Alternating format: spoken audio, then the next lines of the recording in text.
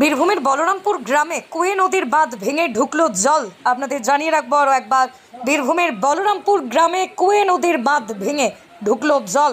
তৈরি হয়েছে ভয়াবহ পরিস্থিতি।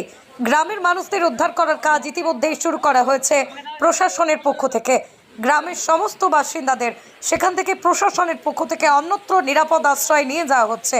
ঘটনাস্থলে এসে উপস্থিত হয়েছেন বীরভূম জেলার জেলাশাসক বিধান রায়, লাভপুর বিধানসভার বিধায়ক, লাভপুরের বিডিও সহ সকলেই। বর্ষণের ফলে কুয়ে নদীতে জল বেড়ে গেছে এবং যার জন্য এখানে বলরামপুরে বাঁধটা ভেঙে গেছে এবং বাঁধটা ভেঙে যাওয়ার জন্য হাজার হাজার মানুষ বিপদগ্রস্ত। আমাদের রাজ্য সরকার, জেলা প্রশাসন আমরা সকলে এসেছি এবং এসে যাতে দ্রুত এই মানুষদেরকে নিরাপদ আশ্রয় নিয়ে যাওয়া যায়, এটাই আমাদের এখন প্রাথমিক কাজ।